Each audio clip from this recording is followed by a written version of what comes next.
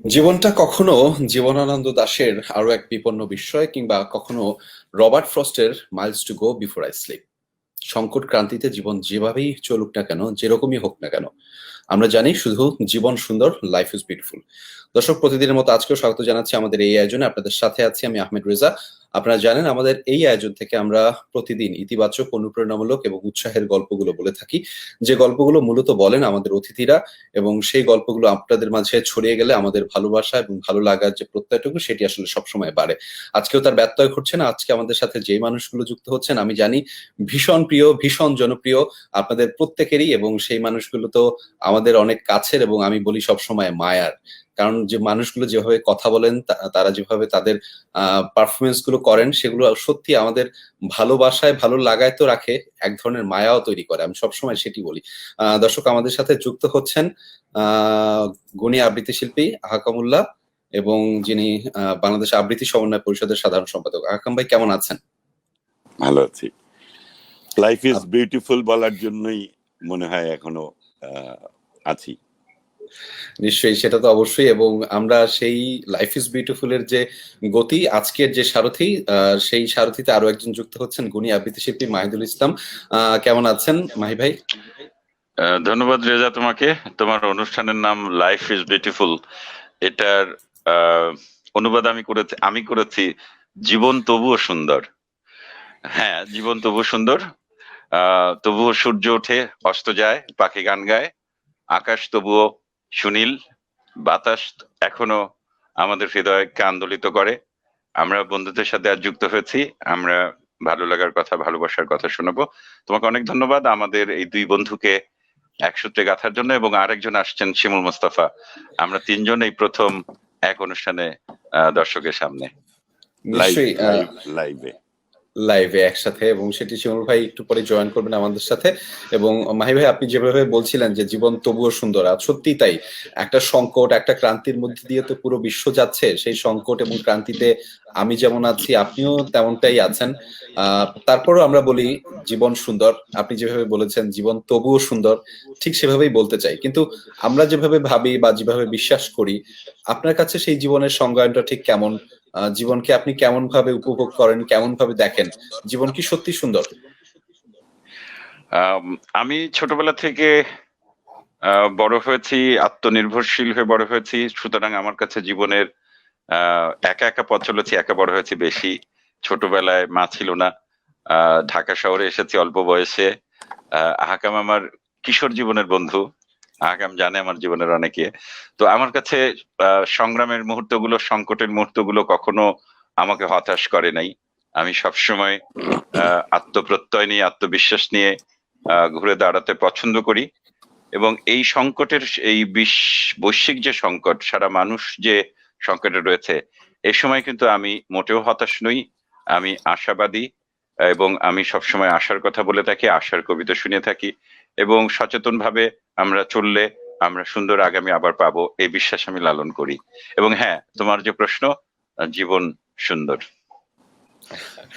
জীবন সুন্দরের সেই ভাষা, জীবন সুন্দরের সেই গতিপথ আসলে আহকাম ভাই আপনার কাছে কেমন? যেটি মাহি ভাই দারুণ ভাবে বললেন, তিনি জীবনকে যেমন ভাবে ভাবেন, আপনি কেমন ভাবে দেখেন? আমি ভীষণ আশাবাদী মানুষ। আমি কখনো আশাহত হই না। যেমন করোনা যখন বিশ্বে আক্রান্ত হলো, মানে খুব স্বাভাবিকভাবে আমার ব্যক্তি পরিবার, আমরা দুই ভাগে ভাগ হয়ে গেলাম। এক ভাগ নিউ ইয়র্কে অবস্থান করতে থাকলো আমার স্ত্রী এবং আমার দুই মেয়ে, আর এদিকে আমি ঢাকাতে আমার মা সহ এক বাসাতে। আমি সবসময় একটা জিনিস নিজের ভেতরে লালন করেছি, সেটা হচ্ছে বাঁচতে হলে সংগ্রাম করেই বাঁচতে হবে। এখন করোনাকালীন যে সংগ্রামটা, আমরা কিন্তু জীবনে অভ্যস্ত হয়েছি ইনফ্লুয়েঞ্জার সাথে, আমরা জীবনে অভ্যস্ত হয়েছি ডেঙ্গুর সাথে, আমাদেরকে এখন করোনার সাথে যুক্ত হতে হবে। আমরা কেউ মানুষ ছাড়া থাকতে পারি না, তার মানে মঞ্চকে আমরা মিস করি। কিন্তু মঞ্চের light, set, costume, microphone testing 1 2 3 এর বিপরীতে এসে নতুন কিছু শব্দ যুক্ত হলো। কি স্ট্রিমিয়ার্ড, জুম, ডুওজ, এই যে শব্দগুলো যুক্ত হলো, এগুলোর ভেতর দিয়ে কিন্তু আমরা দৈনন্দিন জীবন যাপনে যেরকম মানুষের সাথে থাকতে চেয়েছি, মানুষের জন্য থাকতে চেয়েছি, ঠিক একইভাবে এই করোনাকালীন সময়েও সেই ঘটনাটি ঘটলো। এবং আমি আশা রাখি যে পুরো বিশ্ব এই দুর্যোগকে কাটিয়ে উঠে আবারও মানুষের মতো বাঁচবে, প্রকৃতিকে অবশ্য প্রকৃতির মতো বাঁচতে দেবার, যে প্রকৃতির বাঁচার যে অধিকার রয়েছে তাকে বাঁচানোর একটি যে দায়িত্ব আমাদের মধ্যে পড়েছে, এই করোনা আমাদেরকে কিন্তু সেই শিক্ষাটিও দিল। তো আমরা প্রকৃতিকে ভালো রাখবো এবং নিজেরাও ভালো থাকবো, কিন্তু সবকিছুর পরে আমরা মানুষের সাথে থাকবো। মানুষের থাকার যে জায়গাটি হাকাম ভাই, সেটি মূলত একটু স্থবির অবস্থায় আছে, আমাদের অনেক দূরত্ব নিশ্চিত করে চলতে হচ্ছে। আমি ঠিক সেই জায়গাতেই জানতে চাইবো, তবে এরপরে আমি অনেকেই মন্তব্য করছেন আমাদের সামাজিক যোগাযোগ মাধ্যমে, তারা আপনাদের কবিতা শুনতে চান। আমিও সেই সুযোগটি মিস করতে চাই না, একদমই চাই না।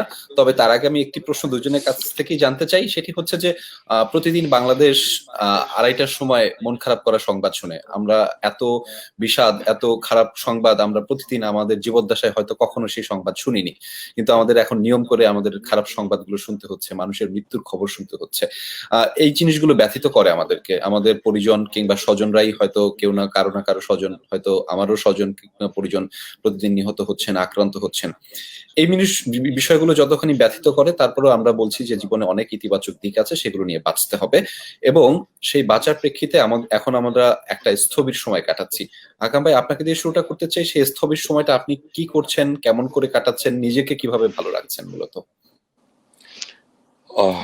একটা তো হচ্ছে যে মানুষের নিজেকে নিজের মতো করে পরিস্থিতির সাথে অ্যাডপ্ট করে নিতে হয়, এবং মানুষের অ্যাডপ্টেশন পাওয়ার প্রকৃতির সমস্ত প্রাণীকুলের মধ্যে মানুষেরই সবচেয়ে বেশি।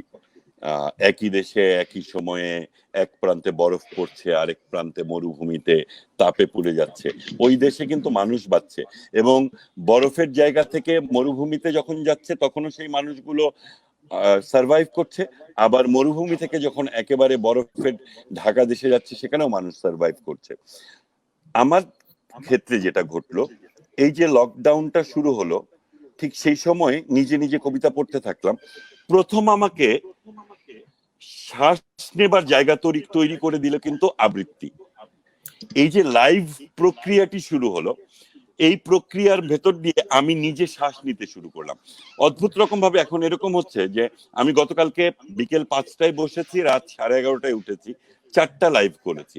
আমি নিজে কখনো নিজের আইডি থেকে স্ট্রিমিং করছি না, কিন্তু বিভিন্ন জন যারা স্ট্রিমিং করছে, তারা যারাই আমাকে যুক্ত হতে বলেছে আমি যুক্ত হয়েছি।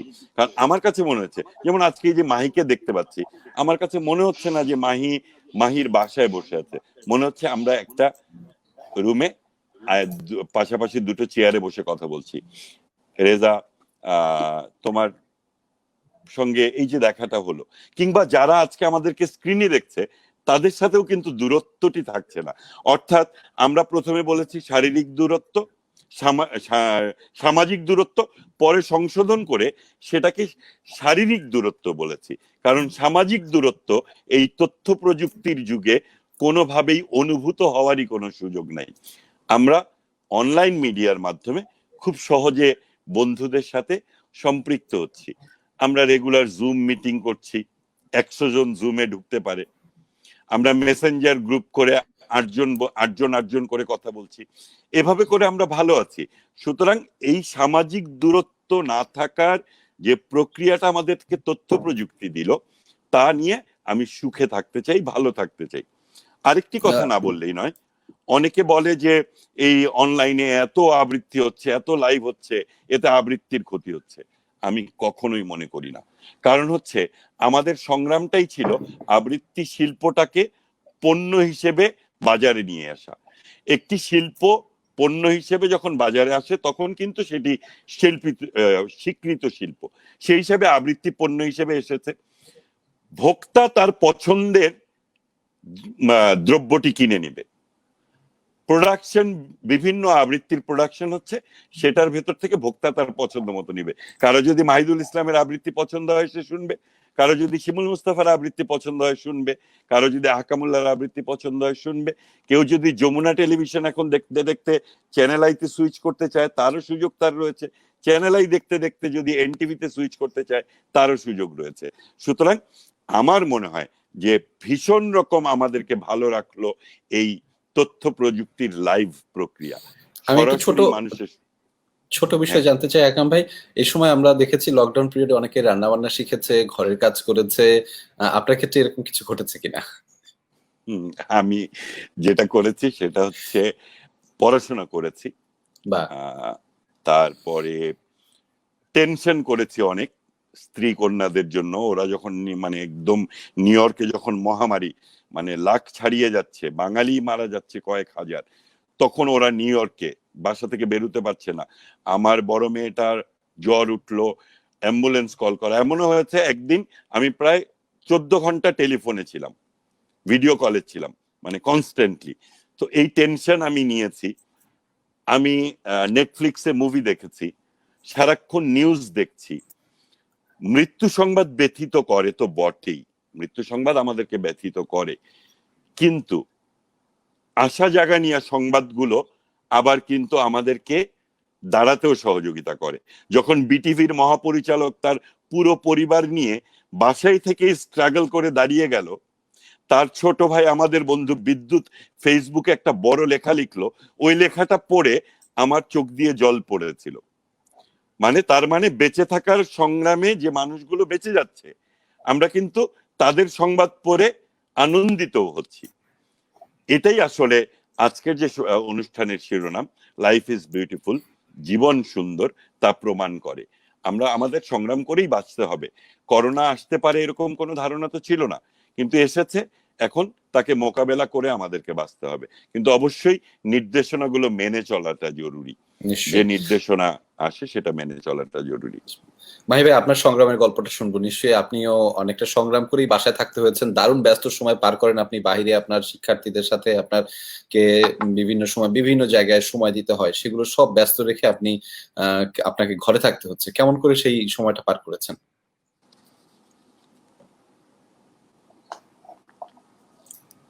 মাহির মাইক্রোফোন বোধহয় মিউট। বন্ধুরা, না ঠিক আছে, ঠিক আছে, এখন শুনছি মাহি ভাই। হ্যাঁ, আমি সংক্ষেপে বলি, কারণ অনেক সময় অতিক্রম করেছি আমরা, কিন্তু কোনো কবিতা পড়া হয়নি। আমি একেবারে যখন মার্চের 25 তারিখ যখন লকডাউন শুরু হলো, আমি প্রথম 2-3 দিন আমি একটু অপ্রস্তুত হয়েছিলাম যে কিভাবে সবকিছু চলবে, আমি নিজে কিভাবে চলবো। কয়েকদিনের মধ্যেই আমি সন্ধ্যায় একটু হাঁটতে যেতাম, তখন ব্যাডমিন্টন খেলা বন্ধ ছিল আমার। আমি একটু হাঁটতে যেতাম, একদিন হাঁটতে হাঁটতে মাথায় হলো যে ফেসবুক লাইভ করব, এবং আমি স্বপ্রণোদিত হয়ে প্রথম মার্চের শেষের দিকে আমি পরপর 2-3টে ফেসবুক লাইভে আমি নিজে আয়োজন করে কবিতা পড়লাম, 2 ঘন্টা 2.5 ঘন্টা করে। অনেক মানুষ যুক্ত হলো এবং আমি শক্তি পেলাম। এবং তারপর তখনও ফেসবুক লাইভ গুলো আমাদের এরকম অনুষ্ঠান শুরু হয়নি, আমি তখন একা একা শুরু করলাম। তারপরে শুরু করলাম আমার সংগঠনে ফেসবুক গ্রুপে ক্লাস নেওয়া। ক্লাসটা খুব সাকসেসফুল হলো।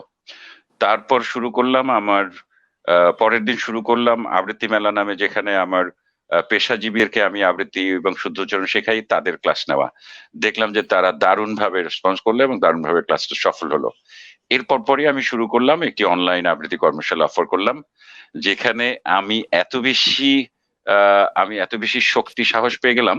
বাংলাদেশের বিভিন্ন অঞ্চলের মানুষ যুক্ত হয়েছে সেই কর্মশালাতে, এবং ফ্রান্স, ইংল্যান্ড, আমেরিকা, তারপর কানাডা, অস্ট্রেলিয়া, পশ্চিমবঙ্গ থেকে মানুষ আমার কর্মশালাতে যুক্ত হয়েছে।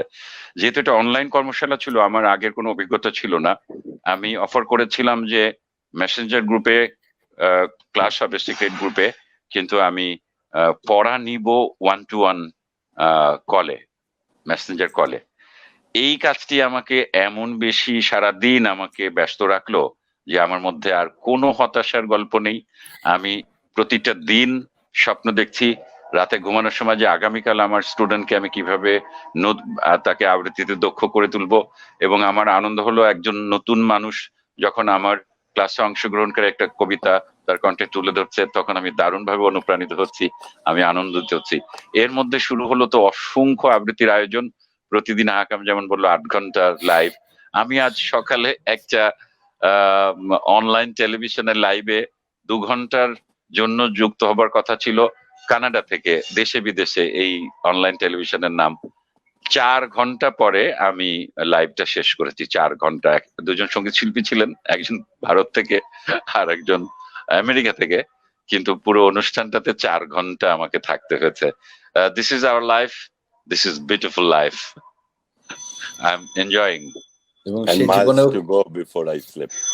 একদম সেই জীবনেও আসলে আপনি আমার কাছে মনে হচ্ছে সেই জীবনের নির্যাসটুকু নিয়ে নিচ্ছেন, কারণ আপনি কোনো না কোনো ভাবে আপনার প্রত্যেকে দুজনেই অবশ্য আপনাদের শিক্ষার্থীদের, আপনাদের যারা আপনাদেরকে অনুসরণ করেন, যারা আপনাদেরকে পছন্দ করেন তাদের সাথে যুক্ত আছেন।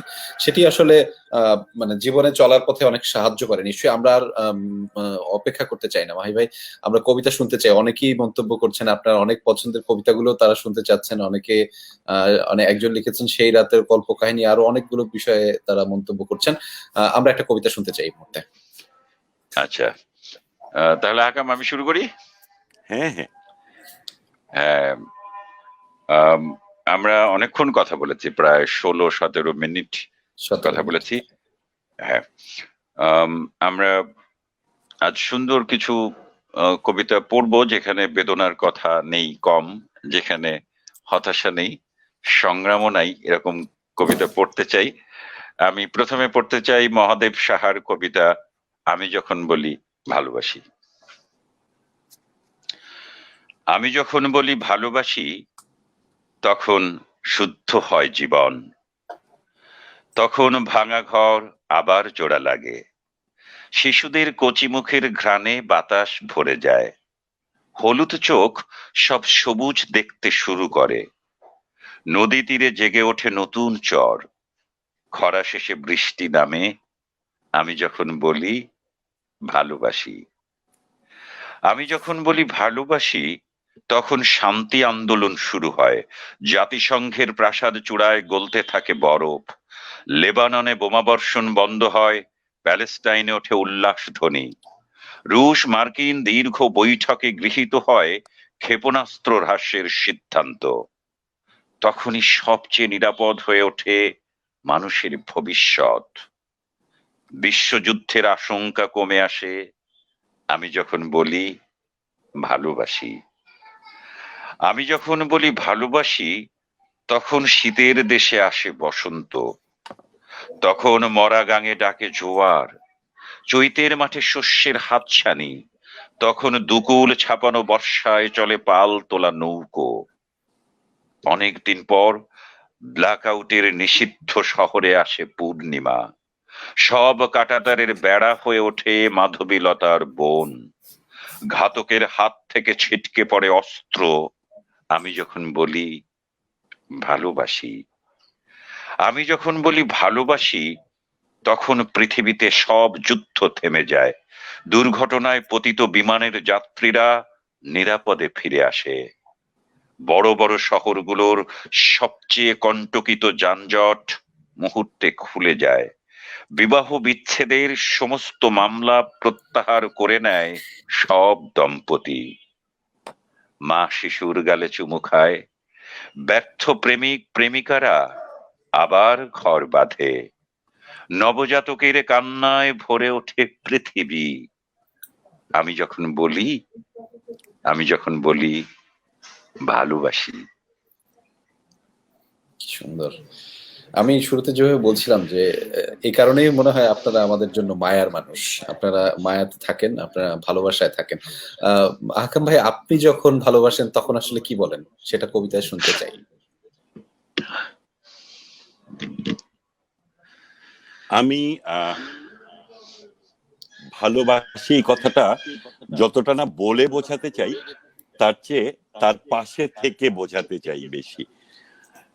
যে কথাটি মাহি বলছিল যে ও ক্লাস নেয়ার কথা, বিভিন্ন ভাবে যুক্ত হওয়া, আমি যে কাজটি করলাম সেটি হচ্ছে ঈদের পরে 5 দিন আমরা টানা লাইভ করলাম, সারা দেশের 150 আবৃত্তি শিল্পী একদম প্রত্যেকটা জেলা থেকে ওই লাইভে সম্পৃক্ত হলো, প্রতিদিন 2টো করে সেশন, মাহিও একটাতে যুক্ত হয়েছিল, নূর ভাই দিয়ে শুরু হলো, এবং এত আনন্দের ঈদ বোধহয় আমাদের আবৃত্তি শিল্পীদেরই কম কেটেছে। মানে একটা বেদনা, হতাশা।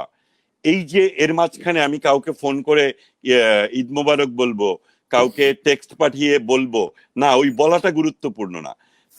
তার পাশে গিয়ে যে আমি দাঁড়ালাম কোনো না কোনো ভাবে, আমি যে সরকারের কাছ থেকে আর্থিক সহায়তা নিয়ে শিল্পীদেরকে আর্থিক সহায়তার ব্যবস্থা করে দিলাম, আমি এভাবে তাদেরকে বলি যে আমি ভালোবাসি। আমার বিরুদ্ধে আমার স্ত্রীরও হয়তো এরকম অভিযোগ যে আমি খুব কমই বলি আমি তোমাকে ভালোবাসি, কিন্তু মাঝে মাঝে আসলে বলতে হয়। কিন্তু এটি সত্য। আমরা একটা তবে কবিতা শুনতে চাই আপনার কাছ থেকে, সেই ভালোবাসার কথাগুলো নিশ্চয়ই আপনার কবিতায়ও থাকবে। ওরকম আনন্দের একটি কবিতা পড়ি, নজরুল দিয়ে শুরু করি। আজ সৃষ্টি সুখের উল্লাসে, আজ সৃষ্টি সুখের উল্লাসে মোর মুখ হাসে, মোর চোখ হাসে, মোর টকবগিয়ে খুন হাসে, আজ সৃষ্টি সুখের উল্লাসে। আজকে আমার রুদ্ধ প্রাণের পল্ললে বান্ডেকে ওই জাগলো জোয়ার, দুয়ার ভাঙা কল্লোলে। আসলো হাসি, আসলো কাঁদন, মুক্তি এলো, আসলো বাঁধন, মুখ ফুটে আজ বুক ফাটে, মোর তিক্ত দুঃখের সুখ আসে, ওই রিক্ত বুকের দুঃখ আসে, আজ সৃষ্টি সুখের উল্লাসে, সৃষ্টি সুখের উল্লাসে। আসলো উদাস, শসলো হুতাশ, সৃষ্টি ছাড়া বুক ফাটা শ্বাস, ফুলল সাগর, দুলল আকাশ, ছুটলো বাতাস, গগন ফেটে চক্র ছোটে, পিনাক পানির শুল আসে, ওই ধূমকেতু আর উল্কাতে চাই সৃষ্টিটাকে উল্টাতে। আজ তাই দেখি আর বক্ষে আমার লক্ষ বাগের ফুল আসে, আজ সৃষ্টি সুখের উল্লাসে, সৃষ্টি সুখের উল্লাসে।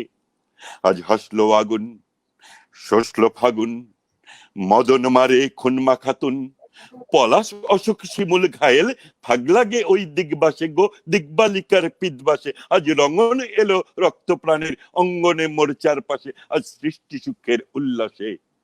আজ কপট কপের তুন্ধরি, ওই আসলো যত সুন্দরী, কারুর পায়ে বুক ডালা খুন, কেউ বা আগুন, কেউ মানিনি চোখের জলে বুক ভাসে। তাদের প্রাণের বুক ফাটে তাও মুখ ফোটে না, বাণীর বিনা মোর পাশে, ওই তাদের কথা শোনাই তাদের, আমার চোখে জল আসে, আজ সৃষ্টি সুখের উল্লাসে, সৃষ্টি সুখের উল্লাসে।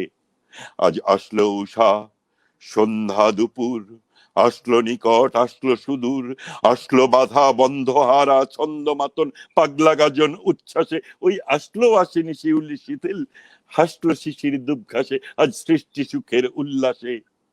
আজ জাগলো সাগর, হাসলো মরু, কাঁপলো ভূধর কানন তরু, বিশ্ব ডুবান, আসলো তুফান, উছলে উজান, ভৈরবীদের গান ভাসে, মোর ডাইনে শিশু সদ্যজাত, জরায় মরা বাম পাশে, মন ছুটছে গো আজ বলগাহারা, অশ্ব যেন পাগলাছে, আজ সৃষ্টি সুখের উল্লাসে, সৃষ্টি সুখের উল্লাসে।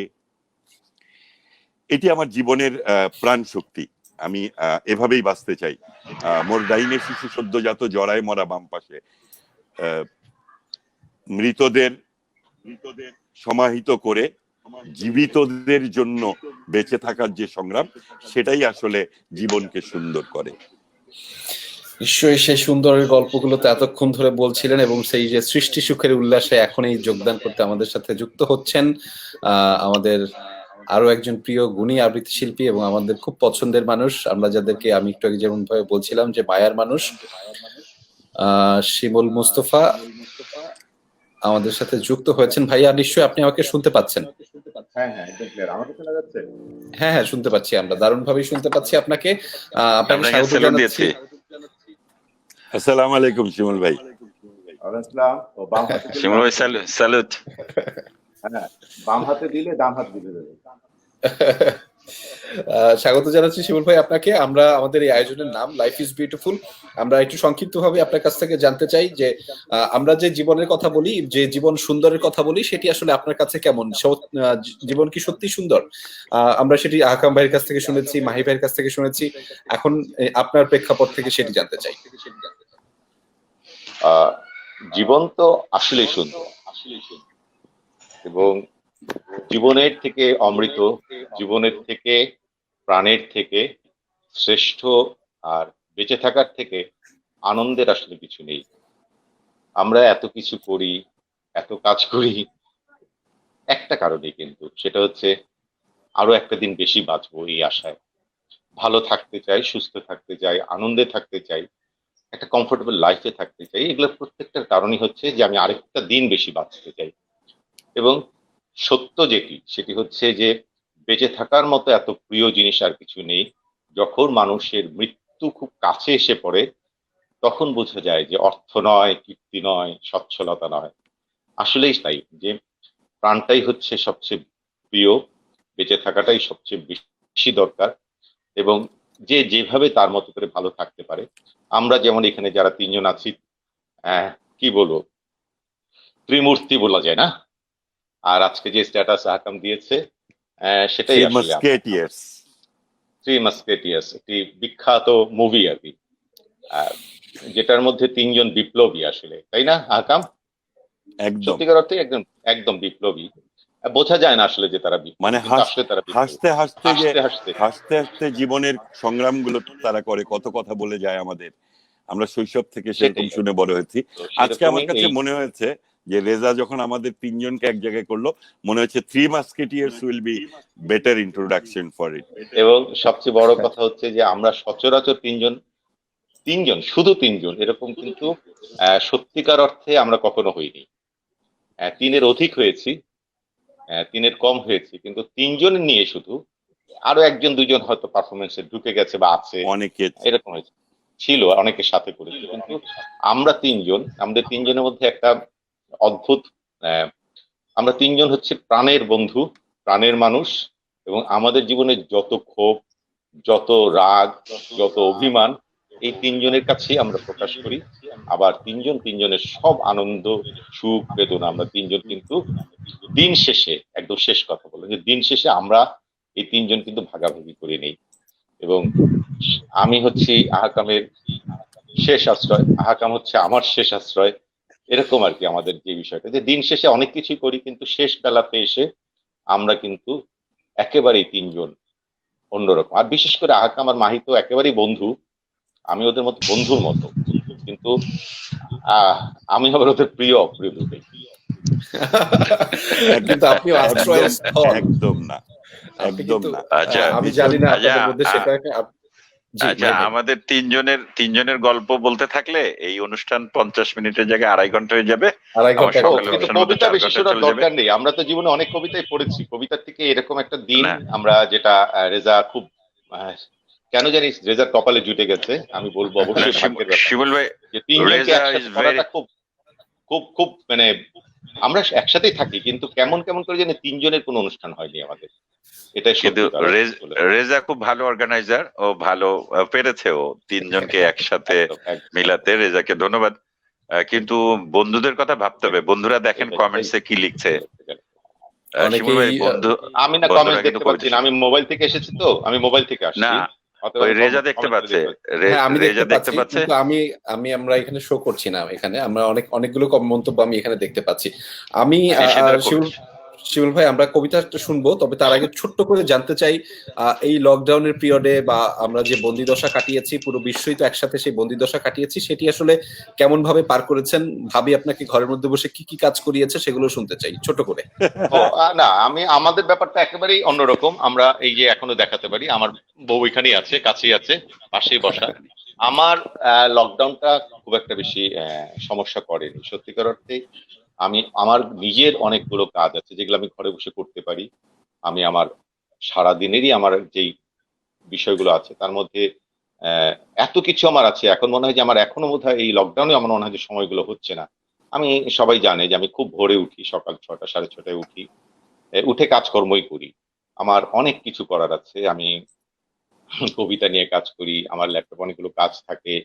আহ, আবার বিকেলের বেলা একটা জায়গায় বসি, অফিস আদালত করে আবার রাতে ঘুমাতে যাই 2টার সময়। আমার কিন্তু মনে হয় যে আমি কখনো ফিল করি না যে শি- লকডাউনটা হয়েছে। খালি একটা শিমুল জায়গায় সমস্যা হয়েছে যে ব্যবসা পাতির জায়গাগুলোতে একটু সমস্যা হয়েছে আর কি, এই যা।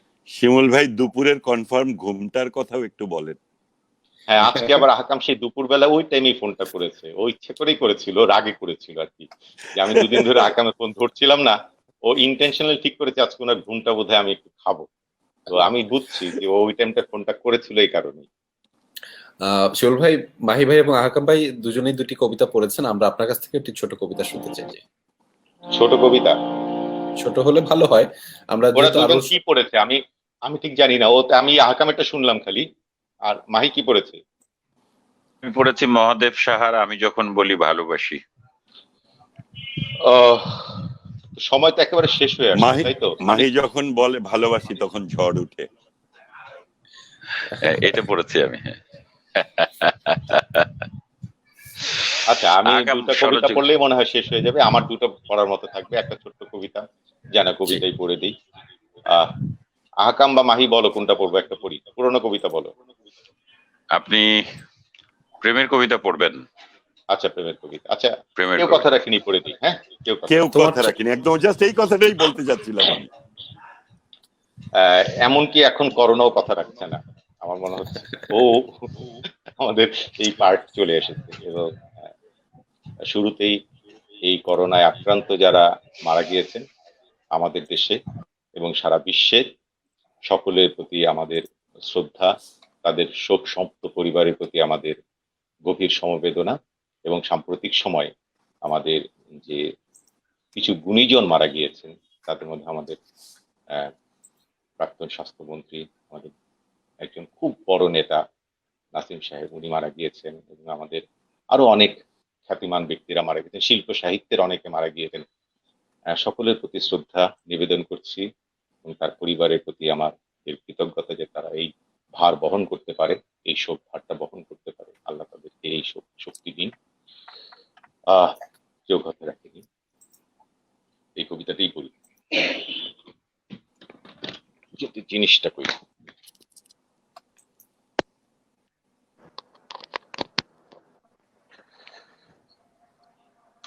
কেউ কথা রাখেনি। 33 বছর কাটলো, কেউ কথা রাখেনি। ছেলেবেলায় এক বষ্টমী তার আগমনী গান হঠাৎ থামিয়ে বলেছিল, শুক্লা দ্বাদশীর দিন অন্তরটুকু শুনিয়ে যাবে।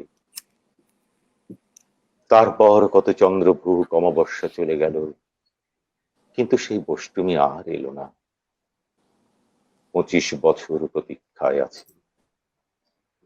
মামাবাড়ির মাঝি নাদের আলী বলেছিল, বড় হও দাদা ঠাকুর, তোমাকে আমি 3 প্রহরের বিল দেখাতে নিয়ে যাব,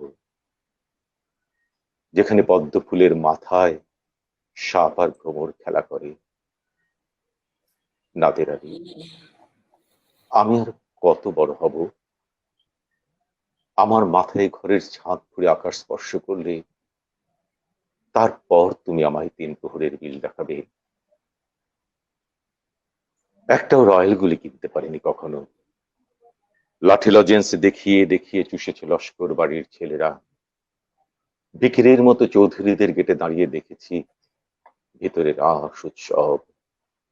অবিরল রঙের ধারার মধ্যে সুবর্ণ কঙ্কন পরা ফর্সা রমণীরা কত রকম আমাদের হেসেছে। আমার দিকে তারা ফিরেও যায়নি। বাবা মার কাছে বলেছিলেন, দেখিস একদিন আমরাও। বাবা এখন অন্ধ, আমাদের দেখা হয়নি কিছুই। সেই রয়্যাল গুলি, সেই লাঠি লজেন্স, সেই রাস উৎসব আমায় কেউ ফিরিয়ে দেবে না। বুকের মধ্যে সুগন্ধি রুমালে রেখে বরুণা বলেছিল, যেদিন আমায় সত্যিকারের ভালোবাসবে, সেদিন আমার বুকে এরকম আতরের গন্ধ হবে। ভালোবাসার জন্য আমি হাতের মুঠোয় প্রাণ নিয়েছি, দুরন্ত ষাঁড়ের চোখে বেঁধেছি লাল কাপড়। বিশ্ব সংসার তন্ন তন্ন করে খুঁজে নিয়েছি 108টা নীলপদ্ম, তবু কথা রাখেনি বরুণা।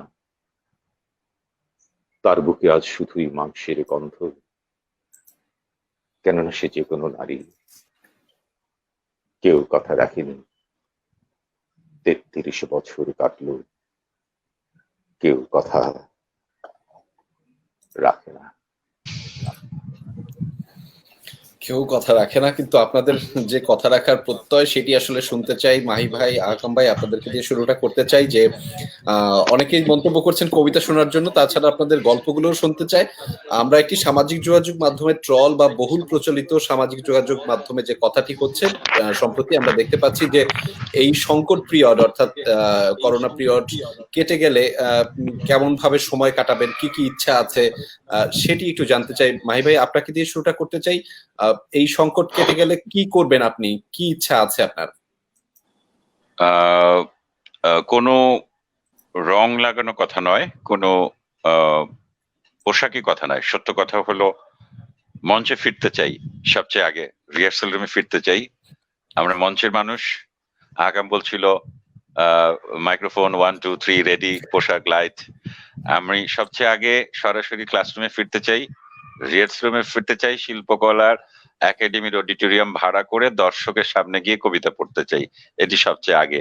আর পারলে আহকামের সাথে একান্তে বসে একটু চা খেতে চাই, আর শিমুল ভাই থাকলে তো সেটি দারুণ ব্যাপার হয়ে উঠবে। কি করবো, আরো জম্পেশ হয়ে উঠবে। দেখো তো। আগাম ভাই, আপনার ইচ্ছাগুলো জানতে চাই। ভীষণ রকম বাঁচতে চাই, মানে মানুষকে সাথে নিয়ে ভীষণ রকম বাঁচতে চাই, সুন্দর করে বাঁচতে চাই। সুন্দর নীল আকাশের নিচে দাঁড়িয়ে খোলা হাওয়ায় বুক ভরে শ্বাস নিতে চাই, মানুষকে সাথে নিয়ে আবারও বাঁচতে চাই, নির্ভয় জীবন চাই। শিমুল ভাই, আপনার চাওয়াটা কি? লকডাউন পরিস্থিতি উঠে গেলে বা আমাদের স্বাভাবিক অবস্থা ফিরে আসলে, যদিও সেটা একটু কঠিন, কারণ WHO বলছে যে এটাই আসলে নিউ নরমাল। হ্যাঁ, এটা হয়েছে কি, যেমন যখন কলেরা হয়েছে তখন কিন্তু গ্রামের পর গ্রাম মানুষ পালিয়েছে, গ্রাম থেকে পালিয়ে গেছে। তারপর তারা আবিষ্কার করলো যে জীবন যাপনের কিছু পরিবর্তন আনতে হবে, এই পালিয়ে যেয়ে লাভ হবে না। তখন তারা কি করলো, যে পানি ফুটিয়ে খাওয়া শুরু করলো, একটু হাইজিনিক হওয়ার চেষ্টা করলো। এই জিনিসগুলো হওয়ার পরে গরম করে জিনিসপত্র খাওয়া শুরু করলো। এভাবে আস্তে আস্তে আস্তে অনেক দিন সময় লেগেছে কলেরা থেকে মুক্ত হওয়ার জন্য। সেরকম এই জিনিসটা যদি এরকম থেকেই যায়, আমাদেরও কিছু অভ্যাস পরিবর্তন করতেই হবে। আমাদেরও জীবনযাপনের কিছু, বাঙালির যেমন একটু বেশি আন্তরিক হওয়ার অভ্যাস আছে, একটু হলে জড়িয়ে ধরি, সেখান করি, গায়ে গায়ে ঘেঁষে চলি, এগুলো আমাদেরকে একটু কমিয়ে ফেলতে হবে। এই অভ্যাসটা অন্তত এখন আমার মনে হয় যেভাবে আমাদের মধ্যে ভয় ঢুকে গেছে, এটা হয়তো এমনিতে একটু কমে যাবে। এটাও দরকার আছে। এবং কিছু নিয়মতান্ত্রিক ভাবে জীবনযাপনে যে পরিবর্তনগুলো এই করোনা আমাদেরকে দেখিয়ে দিল, সবসময় পরিচ্ছন্ন থাকা, হাত পা ধুয়ে রাখা, যেখানে সেখানে থুতু না ফেলা। আমরা ফুটপাতে যেতে যেতে যেমন ফুটপাতে থুতু ফেলতে ফেলতে যাই, এখন মানুষ কিন্তু থুতু ফেললে আরেকজন প্রতিবাদ করবে, এটা করোনা চলে গেলেও করবে আমার মনে হচ্ছে। তো এই বিষয়গুলো আমাদের কিছু সচেতনতা দিয়ে আস্তে আস্তে আস্তে এই করোনাকে এভাবেই আমাদের জয় করতে হবে আমার মনে হয়। আপনার ইচ্ছাটা, করোনা শিমুল ভাই, আপনার ইচ্ছাটা? হ্যাঁ, আমার করোনা পরবর্তীতে জীবনে চেষ্টা করব স্বাভাবিক জীবনে ফিরে আসার জন্য। ওই একই কথা, যে আমরা তো বেঁচে আছি মানুষের জন্য। বাঙালি বাঁচে হচ্ছে খাবারের জন্য, আতিথেয়তার জন্য, বন্ধু বান্ধবদের সাথে আড্ডা দেওয়ার জন্য, সবার সাথে মিলেমিশে থাকবার জন্য। আমরা খুব পরিবারতান্ত্রিক মানুষ। অনেকদিন এই লাইভে দেখতে দেখতে মানুষগুলোকে দেখি না। আমি বেরিয়ে গেছি, আমি মাঝে মধ্যে কিছু জায়গাতে কর্মক্ষেত্রে যাচ্ছি, খুব সাবধানেই যাচ্ছি, নিয়ম মেবেই যাচ্ছি। তো আমি চাই যে আমার জীবনে এই মানুষগুলোকে আবার ফিরে পেতে, আবার কাছে যেতে। আগে সবাইকে একবার করে দেখে নেব। আর আমাদের যে বয়স হয়েছে সেই বয়সে এত কিছু পারবো কিনা আর জানি না, তবে ইচ্ছাটা আছে যে আবার আগের মতো দিনগুলোতে ফিরে যেতে। নিশ্চয়ই ফিরে তো যাবো, তবে এই পর্বটি খুবই মজার হবে, আমি নিশ্চিত আপনাদের জন্য, এবং আপনারা উপভোগ করবেন। কারণ এই পর্বটিতে আমার কোনোভাবেই উপস্থিত থাকবার কথা না, কারণ হচ্ছে যে এই পর্বটি পুরোটাই আপনাদের। আপনারা নিজেদেরকে মাহি ভাই দুটি প্রশ্ন করার সুযোগ পাবেন, একটি আহকাম ভাইকে, একটি শিমুল ভাইকে। সবাই এরকম দুটি করে প্রশ্ন করার সুযোগ পাবেন, যেটি আমরা সাধারণরা জানি না। আপনারা আপনাদের জীবনকে যেভাবে পরিচালিত করেন, অথবা যে কোনো প্রশ্ন যেটি আমরা সাধারণরা মূলত জানি না, এমনকি এমনও হতে পারে যে মাহি ভাইয়ের এটা জানতে ইচ্ছে হয়, কখনো হয়তো মানে বলা হয়নি বা কখনো সে প্রকাশ করেনি, সেরকম দুটি প্রশ্ন সবাই সুযোগ পাবেন। কে শুরু করবেন আগে? আমি শুরু করি, Please, আহকাম ভাই। মাহিকে দিয়ে। আচ্ছা, মাহি তুই যদি অনেক দিনের ছুটি পাস, আমাদের 90-এর আন্দোলনের সেই কারফিউ এর দিনগুলোর মতো, তাহলে ফকিরহাটে যাবি নাকি কমলাপুরে আমার বাসায় যাবি? ফকিরহাট তোর গ্রামের বাড়ি নাকি কমলাপুর আমার বাড়ি? কঠিন প্রশ্ন, উত্তর চাই। আকাম খুব কঠিন প্রশ্ন করেছে, একটু উত্তর দেওয়া যাবে না। ও বলেছে যদি আমার অবকাশ মেলে তাহলে আমি কি গ্রামের বাড়িতে গিয়ে থাকবো নাকি কমলাপুরে 90-এর আমাদের সেই ডেরায় যাব, আকামের পৈতৃক ভিটে বাড়ির সেই ডেরাতে যাব। এই প্রশ্নের উত্তর আসলেই দেয়া কঠিন। সত্য উত্তরটা দুটোই আমাকে টানে, দুটোই টানে। আমার স্মৃতিতে যেমন আমার শৈশব কৈশোরের সেই ফকিরহাটের সেই নলধা উকিলপাড়ার সেই গ্রাম, সেই প্রাইমারি স্কুল, সেই ফুটবল খেলার মাঠ, সেই কাঁচা রাস্তা এবং ধুলা উড়ানো রাস্তা, সাইকেল চালিয়ে যাওয়া, সেটা যেমন টানে। আর সেই শৈশব পেরিয়ে কৈশোরে বিশ্ববিদ্যালয় জীবনে কমলাপুরে আহাকামের বাড়িতে কাটানো আমাদের বন্ধুদের, আর সবকিছু বলা যাবে না, দীর্ঘ একটা সময় সামরিক সরকার বিরোধী আন্দোলনের একটা দীর্ঘ সময়, কখনো কমলাপুর স্টেশনের ওদিক দিয়ে রাস্তা দিয়ে ঘুরে, আর কখনো বাংলাদেশ ব্যাংকের পেছনে 8 আনা 50 পয়সা দিয়ে ডিঙি নৌকায় পার হয়ে আগামের বাড়িতে ওঠা, সেই বাড়িটিও আমার স্মৃতিতে গভীরভাবে রেখাপাত করে আছে। আমি কোনো সিদ্ধান্ত নিতে পারলাম না, আসলে আগামের প্রশ্ন তো জানাতে পারলাম না। আমরা উত্তর পেয়েছি। আমি জানতাম মাহি এরকমই বলবে, কারণ দুটোর কোনোটাই উপেক্ষা করবার কোনো সুযোগ আমাদের জীবনে নেই। একটি প্রশ্ন করেছি, আরেকটি প্রশ্ন শিমুল ভাইকে আরেকটি প্রশ্ন করব। শিমুল ভাই, যদি আবার বিশ্ববিদ্যালয় জীবন ফিরে পান এবং টিএসসির ওই দেয়ালও থাকে, টেগর টেরেসের ওই খোলা বারান্দাও থাকে, প্রেম করতে কোথায় যাবেন? টিএসসির খোলা ওই দেয়ালে নাকি টেগর টেরেসের বারান্দায়? সত্যিকার অর্থে যদি মানবিক প্রেম বলো, তাহলে দুটার কোনোটাতেই যাব না। হ্যাঁ, আর যদি কারণ এই দুই জায়গায় যে প্রেম করতে পারবো না, কারণ প্রেম করার জন্য তুমিও জানো যে টিএসসি প্রেম করার মতো জায়গা নয়, মানে আমাদের মতো মানুষ, তোমার আমার মতো মানুষের প্রেম আমি করার আপনাকে নয়। শৈশবের মানে আগের দিনে ফিরে গেলে আপনি কোথায় যাবেন? হ্যাঁ, আগের দিনেও তুমি জানো যে ওইখানে আমি প্রেম করবো, তুমি এসে বসবা, তুমি প্রেম করবো, আমি যে বসবো, আমাদের প্রেম করা যায় না আসলে।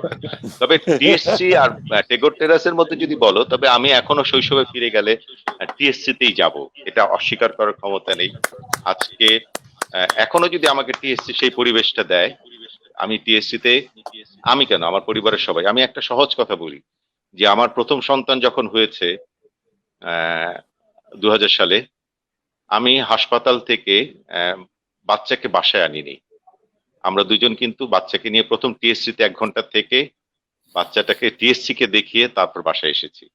যে আমার বাচ্চার প্রথম কোনো কিছু দেখার মধ্যে যেটি আছে সেটি হচ্ছে টিএসসি। এবং আমার বউ যখন হাসপাতালে যায়, রাত্রে 11টার সময় হাসপাতালে ভর্তি হয়, টিএসসি থেকেই গিয়েছিলাম আমরা। টিএসসি তে দাঁড়িয়ে আড্ডা দিচ্ছিলাম, তখন তার পেইন উঠে ওখান থেকে আমরা 6 নম্বর ধানমন্ডিতে চলে যাই।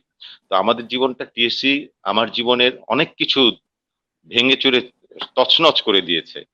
কিন্তু এটা সত্যি যে তারপরও বলবো একটা জীবনে যা কিছু আছে, একটা জীবনে এই পৃথিবীতে জন্মগ্রহণ করে একটা কিছু জানতে পেরেছি যে জীবনটা আসলে কি, সেটা হচ্ছে টিএসসি, এবং সেটাকে আমি কখনোই অস্বীকার করতে পারবো না।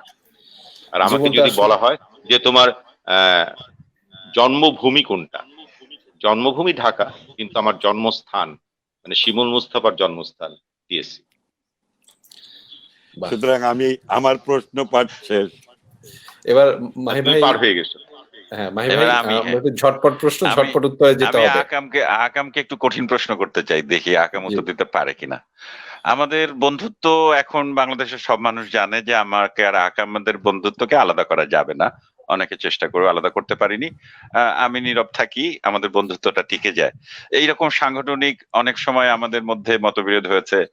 কখনো কখনো একবার আমি আকামকে বলেছিলাম যে একটা জায়গায় যে আমার যে প্রাপ্য জায়গাটুকু আকামকে মনে হলো যে আকাম আমি বোধহয় বঞ্চিত হলাম, সেটা কেন করলি? আকাম খুব ঝটপট, খুব স্মার্টলি উত্তর দিল যে বন্ধু, আমার কাছ থেকে সবাই নেয়, আমি সবাইকে দেই, আমি ঠকাই দুটো মানুষকে, আমার বউকে ঠকাই আর তোকে ঠকাই। আহকামের কাছে প্রশ্ন, আহকাম আমাকে এরপরে কি ঠকাবে, কোন সেক্টরে কিভাবে ঠকাবে সেটা জানতে চাই। আমি জীবনে তোকে ঠকানোর জন্য যদি অপর জন্ম বলে কিছু থাকে, সেই জীবনেও তোর একমাত্র বন্ধু হিসেবেই জন্ম নিতে চাই। আর এটার সূত্র ধরে বলি, বয়সে শিমুল ভাই খুব বেশি বড় না, মাত্র 2 বছরের বড়, কিন্তু যে কোনো দুর্যোগে উপদেশ নেবার জন্য শিমুল ভাইয়ের কাছে যেতে চাই। আশ্রয়ের স্থল। আল্লাহ, একদম। এটা তো আমি শিমুল ভাইয়ের কাছে আমি এই প্রশ্ন করতে চাই। আহকাম কিন্তু উত্তর দিয়েছে। আহকাম কিন্তু আমরা দর্শকদের জানাতে চাই, আমরা দীর্ঘ 12 ঘন্টা ওরা পথ ভুলে সেই জার্নি হয়েছিল 16 ঘন্টা। 16 ঘন্টা মাইক্রোবাসে করে আমরা রাজশাহী পৌঁছেছিলাম নাজিম হিকমত স্যারের বাসায়। গোলাম মুস্তফা নাজিম ছিলেন মাহমুদ। আমাদের সাথে, নাজিম মাহমুদের বাসায়। তারপরে দুপুরে আমরা যখন খাবার টেবিলে, স্যার আমাদের জন্য বোয়াল মাছ রেডি করে রেখেছিলেন। আমি একটু বোধহয় হাতটা ধুতে দেরি করেছি, এসে দেখি যে সবার মাছ নেওয়া শেষ, আমার প্লেটের মাছটা বাকি ছিল, সেটা আকাম নিয়ে বলছে মাহি মাছ খায় না বলে আমার মাছটা নিয়ে নিল। এভাবেই তো আকাম আমাকে যুগে যুগে ঠকিয়েছে, ঠকিয়ে গেছে। লাঞ্ছিত বঞ্চিত আর কি, তুমি একেবারেই সেই মানে বঞ্চিত লাঞ্ছিত বঞ্চিত একটা। আর শিমুল ভাইয়ের কাছে প্রশ্নটা করি যে শিমুল ভাই আমাদের বন্ধু, ঠিক আছে, শিমুল ভাইয়ের সাথে আমার আরেকটি পরিচয় আছে, রেজা তুমি হয়তো জানো না। শিমুল ভাইয়ের ঘরে আলো ছড়াচ্ছে তার যে স্ত্রী শারমিন, সে হলো আমার ছাত্রী। আমি আগে তাকে আবৃত্তি শিখিয়েছি, শিমুল পরে। তো সেটা একটা সম্পর্ক শিমুল ভাইয়ের সাথে আমার রয়েছে। আর আমাদের দুজনের রেজা এর মধ্যে ভাবি মন্তব্য করেছে। হ্যাঁ, ভাবি মন্তব্য করেছে, আমি দেখেছি। দেবর, স্বামী এবং শিক্ষক। হ্যাঁ, এই শব্দটা দিয়ে একটা বোধহয় মন্তব্য করেছে। ও ফাইন, আমি দেখতে পাইনি। তো শিমুল ভাইয়ের কাছে যে আমার প্রশ্ন, শিমুল ভাই আবৃত্তি শুরু করার সময় আপনি আমাকে পরামর্শ দিয়েছেন, আর 30 বছর পর এসে আপনি আমাকে আবৃত্তিতে কি পরামর্শ দেবেন? আচ্ছা, মাহিকে আমি বলি যে মাহি, তুমি 30 বছর পরেও তোমাকে সে এক উপদেশ দিব যে তোমার যতই আহকাম তোমার বঞ্চিত করুক, লাঞ্ছিত করুক, যেভাবে যে যা কিছুই করুক, আমি যেভাবে যা কিছুই করি না কেন, তুমি মাহি থাকো। এবং তোমার একটা আলাদা বৈশিষ্ট্য আছে, সেই বৈশিষ্ট্যটা আমি সবসময় একটু আগেও বলছিলাম যে মাহির মতোই থাকে। মাহিকে অন্যরকম হলে মানাবে না।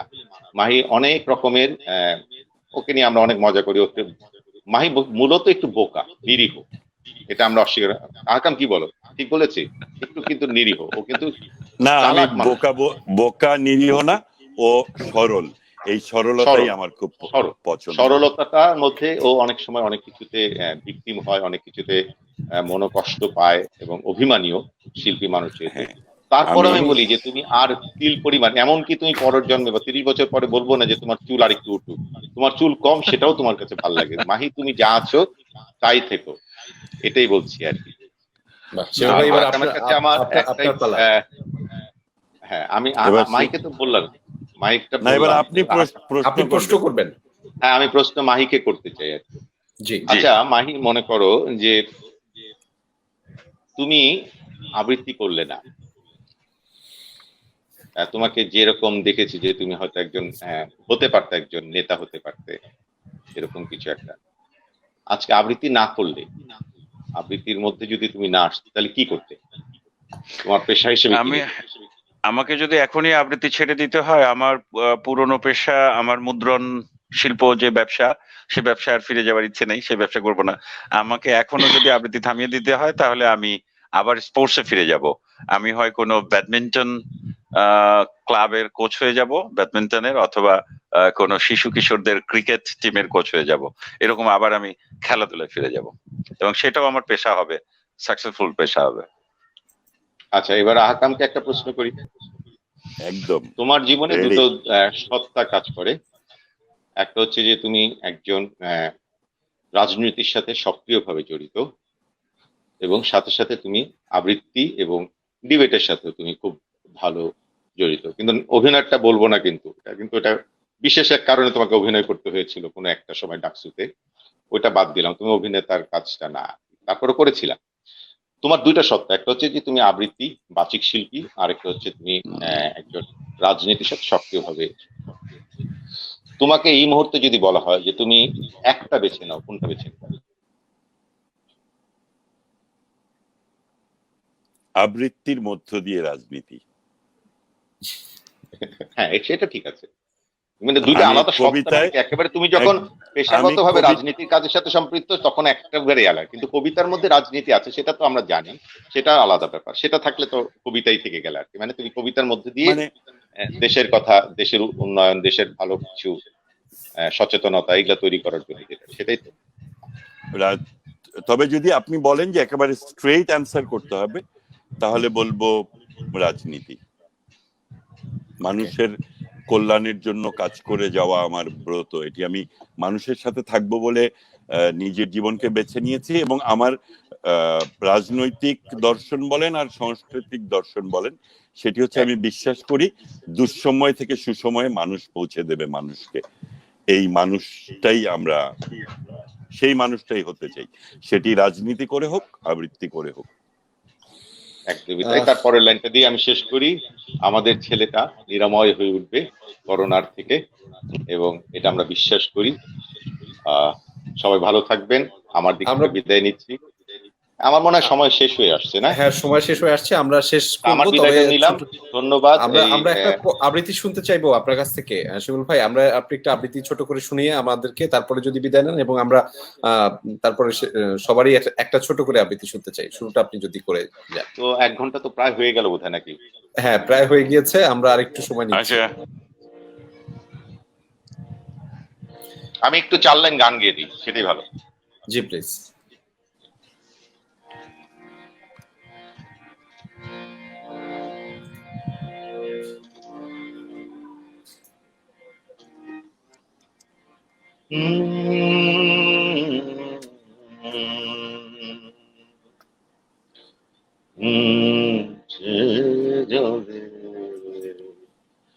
কত কি রয়েছে লেখা কাজলে কাজলে, নয়ন সরসী কেন পড়েছে জলে, কত কি রয়েছে লেখা কাজলে কাজলে, নয়ন সরসী কেন বেদনার কলি তুমি, বেদনার কলি তুমি, দাও ভালোবেসে বধূ, ফুলে ফোটানোর ছলে আমি ভরে দেব মধু, সেধে সেধে কেন তুমি চোখে সাজালে,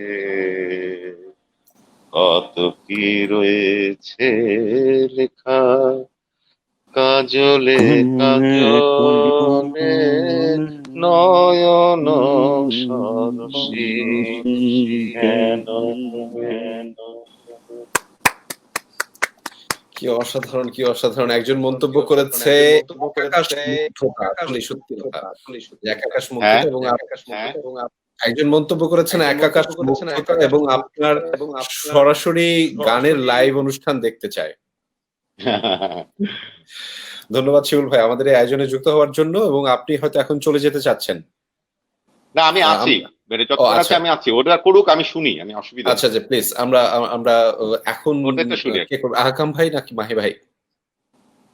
যে কেউ, মাহি। আমি আরেকটু বলিনি, আচ্ছা আমি একটু কথা বলতে পারি, একটু কথা বলতে পারি। আমরা শেষ বেলায় আরেকবার আমি একটা শেষ কথা একটু বলি নেই, এখানে একটু বলে শেষ নেই। সেটা হচ্ছে আমি চলে যাব না, আমার ওই প্রাচ্যনাট, মানে আমাদের সেই প্রাচ্যনাট যেটাকে আমরা বলি জলের গান, ওরা একটু পরে একটা লাইভ করবে আমাকে নিয়ে। সেটাতে তারা ওই শিল্পী দুস্থ যারা আর কি, মানে বলতে পারছে না, শিল্পীদের মধ্যে যাদের অর্থনৈতিক অবস্থা খারাপ, তাদের 50টি পরিবারকে তারা সহযোগিতা করছে অর্থনৈতিক ভাবে, তাদের টানছে এই জলের গান এবং প্রাচ্যনাট। তাদের একটি ফান্ড কালেকশনের অনুষ্ঠান আছে 10টায়। আমার এখন যারা আছেন তারা জলের গানের পেজে যে কি বলে প্রাচ্যনাটের পেজে যে লিঙ্কটা পেয়ে যেতে পারবেন আপনারা। আমি অবশ্যই এটা যেহেতু একটা চ্যারিটি, আপনাদেরকে অবশ্যই। অনুরোধ করছি যে এই অনুষ্ঠানটায় আমাদের যে শিল্পীগুলো এখন অনেক খারাপ অবস্থায় আছে অর্থনৈতিকভাবে, তাদেরকে সহযোগিতা করছে এবং বলেই দিয়েছে তারা যে 50 জনকে ইতিমধ্যে তারা 1 মাস ধরে অর্থনৈতিকভাবে সহযোগিতা করছে। এটা আরো বাড়িয়ে তারা 70-80 জনকে করবে, আরো 2 মাস তারা করতে পারবে, এরকম তাদের ফান্ড কার্ড তৈরি হয়ে গেছে। তো সেটারই একটা অনুষ্ঠান 10টার সময় আমি করব। তো সেটা দেরি আছে, এখন বেশি বাজে না, দেরি আছে। জি হ্যাঁ, তো ভাই আমি আমরা সবাইকে অনুরোধ করবো এটার মধ্যে আসতে। জি ভাই আমরা আপনার আমি আবৃত্তি শুনতে চাই। অনুষ্ঠানের শেষ প্রান্তে আমরা শিমুল ভাইকে ধন্যবাদ, আমার বন্ধু আকামকে ধন্যবাদ। আমার এখনো হাসি পাচ্ছে রাজশাহীতে আমার মাছ খেয়ে ফেলার গল্প শুনে, কিন্তু অনুষ্ঠানের শেষ হচ্ছে। রেজা, তোমাকে অনেক ধন্যবাদ। আসলে বন্ধুদের কেমন লেগেছে অনুষ্ঠান আমরা জানি না, কিন্তু আমরা 3 জন আমাদেরকে পেয়েছি। আমরা 3 জন এই করোনা কালে আমাদের দেখা হয়নি, 3 জনের আমার কারোর সাথে দেখা হয়নি। তুমি আমাদেরকে দেখা করিয়ে দিয়েছো। বাংলাদেশের মানুষ আমাদের আবৃত্তি পছন্দ করেন, আমরা সবাইকে আমাদের কৃতজ্ঞতা জানাই, শ্রদ্ধা জানাই। আর তোমাকে ধন্যবাদ জানাই, আমাদের 3 জনকে আমাদের এক বৃন্তে তুমি এনে যুক্ত করেছো। তোমাকে ধন্যবাদ জানাই। আমরা অনেক উষ্ণতা অনুভব করছি। আমাদের আজকের রাত এবং আজকের রাতের ঘুম ভালো হবে। আগামী দিনের সুন্দর একটা দিনের স্বপ্ন নিয়ে আমরা রাতে ঘুমাবো। আমি শেষ করতে চাই হুমায়ুন আজাদের কবিতা দিয়ে। এই কবিতাটি আমি উৎসর্গ করতে চাই আমাদের প্রফেসর এমিরেটাস, আমাদের প্রিয় শিক্ষক অধ্যাপক আনিসুজ্জামান, আমাদের প্রাক্তন স্বাস্থ্যমন্ত্রী মোহাম্মদ নাসিম সহ আরো যেসব বিদগ্ধজন আমাদের ছেড়ে চলে গেছেন, সঙ্গীত শিল্পী আজাদ রহমান, এনটিভির সিইও মোস্তফা কামাল সৈয়দ, তাদের সবার প্রতি আমি উৎসর্গ করছি আজকের অনুষ্ঠানে আমার শেষ নিবেদন হুমায়ুন আজাদের কবিতা শুভেচ্ছা।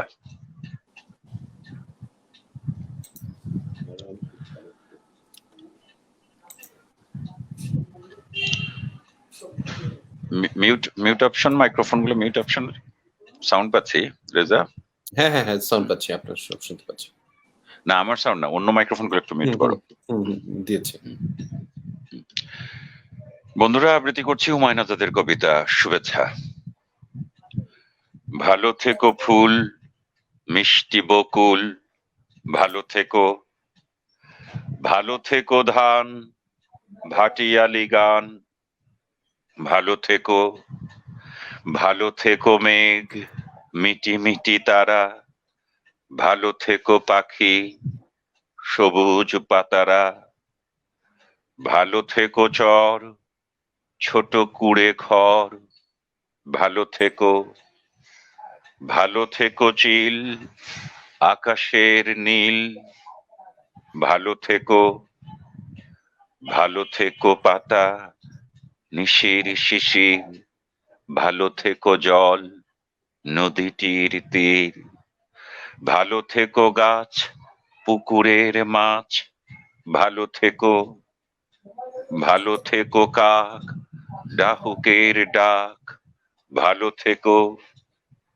ভালো থেকো মাঠ, রাখালের বাঁশি, ভালো থেকো লাউ, কুমড়োর হাসি, ভালো থেকো আম, ছায়া ঢাকা গ্রাম, ভালো থেকো, ভালো থেকো ঘাস, ভোরের বাতাস, ভালো থেকো, ভালো থেকো রোদ, মাঘের কোকিল, ভালো থেকো বক, আড়িয়ল বিল, ভালো থেকো নাও, মধুমাখা গাঁও, ভালো থেকো, ভালো থেকো মেলা, লাল ছেলেবেলা, ভালো থেকো, ভালো থেকো, ভালো থেকো।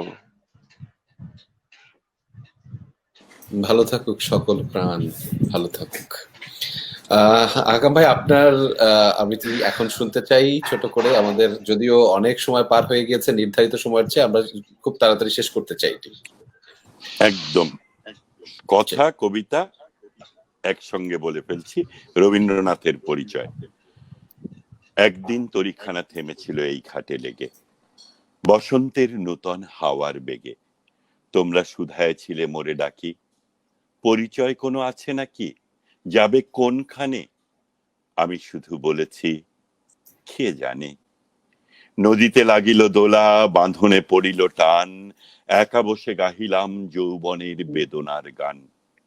সেই গান শুনি কুসুমিত তরুতলে তরুণ তরুণী তুলিল অশোক।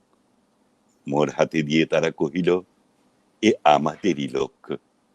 আর কিছু নয়, সে মোর প্রথম পরিচয়।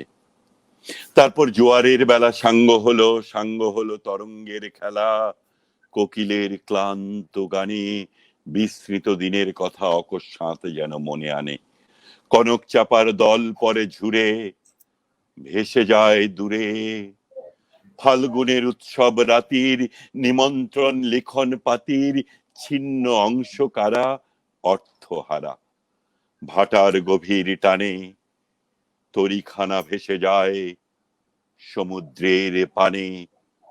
নূতন কালের নবযাত্রী ছেলে মেয়ে শুধাইছে দূর হতেছে, সন্ধ্যার তারার দিকে বহিয়া চলেছ তরণীকে। সেতারেতে বাঁধিলাম তার, গাহিলাম আর বার, মোর নাম এই বলে খ্যাত হোক, আমি তোমাদেরই লোক। আর কিছু নয়, এই হোক শেষ পরিচয়। ধন্যবাদ ধন্যবাদ। আকম ভাই। আমাদের শেষ করব, তবে আমি আপনাদের তিনজনের কাছ থেকে একটি বাক্য শুনতে চাই। সেটি হচ্ছে যে এখানে আমরা দেখছি যে একটু অনেকেই মন্তব্য করছেন, সেটি হচ্ছে যে আপনাদেরকে নিয়ে তারা বিভিন্ন ধরনের উইশ করেছেন। আহকাম ভাই খুবই ভালোবাসা, অসাধারণ মুগ্ধতা, সবার জন্য সেরা ৩।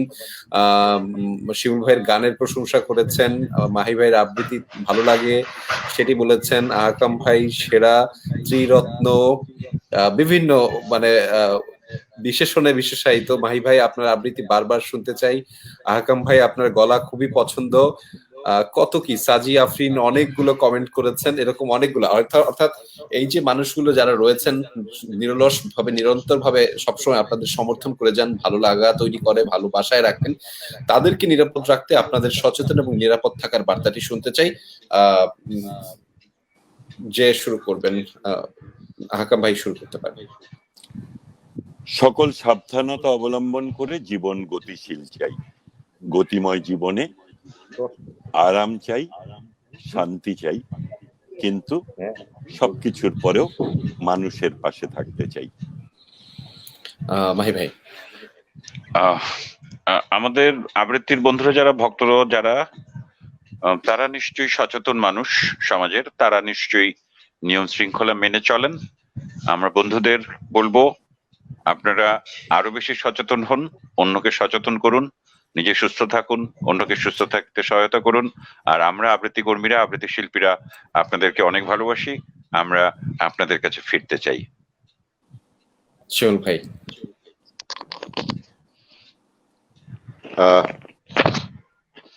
এখানে যারা আছেন বা আমার মনে হয় সারা পৃথিবীর সবাই এখন জানেন কি করতে হবে, কি করা উচিত। উপদেশ দেওয়ার কিছু নেই, খালি একটা কথাই যে জীবন কার কতটুক আয়ু, কে কতদিন বাঁচবে আমরা বলতে পারি না। যে কটা দিন থাকবো বিপদ তো আসবেই। মনকে ভালো রাখবো, আশপাশের মানুষকে ভালো রাখবো, এবং একটা জিনিস যে আমি এমন কিছু করব না যে আমার দ্বারা আমার পাশের মানুষটির কোনো বিপদ ডেকে আনতে পারি, এই কথাটাই হবে। কারণ আমি সবসময় মনে করি যে আমি আমার জন্য যদি একটি মানুষের কোনো ক্ষতি হয়, সারা সময়টা যতদিন বেঁচে থাকবো আমার নিজের কাছে সেটা অপরাধ বোধ কাজ করবে যে আমার জন্য এই কাজটি হয়েছে। অতএব এই কষ্টটাও যাতে আমার না নিতে হয়, যে সবাইকে একটু সাবধানে রাখবেন, সবার যত্ন নেবেন, আর নিজের যত্নটা, এবং সক্রেটিসের কথায় যেটা আছে লাভ দাই সেলফ বলি, আমার মনে হয় যে উনি বলেছিলেন নো দাই সেলফ, আমার মনে হয় যে লাভ দাই সেলফ, নিজেকে ভালোবাসুন, নিজেকে সুন্দর রাখুন, সচেতন রাখুন সবাই। ধন্যবাদ শিমুল ভাই। আমার মনে হয় আমি আজকে সবচেয়ে বেশি সময় নিয়েছি শোতে, কারণ হচ্ছে আমি নর্মালি আমরা 50 থেকে 55 মিনিট সব সময় করি, কিন্তু আজকে আপনাদের আমি আরো অনেকক্ষণ কথা বলতে চেয়েছিলাম, কিন্তু সেই সুযোগটি আসলে হচ্ছে না। ধন্যবাদ আমাদের এই আয়োজনে যুক্ত হবার জন্য, এবং প্রাণবন্ত একটি উপস্থাপনা এবং প্রাণবন্ত একটি আয়োজন আমাদেরকে দেবার জন্য ধন্যবাদ, আমাদের সাথে যুক্ত থাকার জন্য। এবং আমরা একসাথে বিদায় নিব। আমি একটু দর্শকদের সাথে দুটি কথা বলে আসতে চাই। দর্শক, এতক্ষণ আমাদের অতিথিদের যেই কথাগুলো শুনছিলেন তার মোদ্দা কথা হলো এই, যে আপনাকে নিরাপদে থাকতে হবে। যেমনটি শিমুল ভাই বলছিলেন, আমি যেন আমার পাশের মানুষটাকে ভালো রাখতে পারি। আমার পাশের মানুষটাকে ভালো থাকলে কিন্তু আমারই সেটা লাভ। কেননা আপনি যদি নিরাপদে থাকেন, আপনি যদি ভালো থাকেন, আপনার পাশের মানুষটা, আপনার পরিবার ভালো থাকবে। আর এরকম করে কিন্তু আমার পুরো দেশই ভালো থাকতে পারে। ফলে আপনার নিজের নিরাপদে থাকার জায়গাটি সবার আগে, এবং সেটি নিশ্চিত করবেন আপনি। ভালো থাকবেন। দেখা হবে আগামীকাল নতুন অতিথি নিয়ে, নতুন আয়োজনে। সেই পর্যন্ত সুস্থ এবং নিরাপদে থাকবেন, অন্যদেরকেও নিরাপদে রাখবেন। ধন্যবাদ শিমুল মুস্তফা ভাই, ধন্যবাদ আহকুমুল্লাহ ভাই, এবং ধন্যবাদ মাহিদুল ইসলাম ভাই আমাদের এই আয়োজনে যুক্ত হওয়ার জন্য। আপনারা নিরাপদে থাকবেন অবশ্যই। যমুনা টেলিভিশনেরও সকলকে ধন্যবাদ। জি।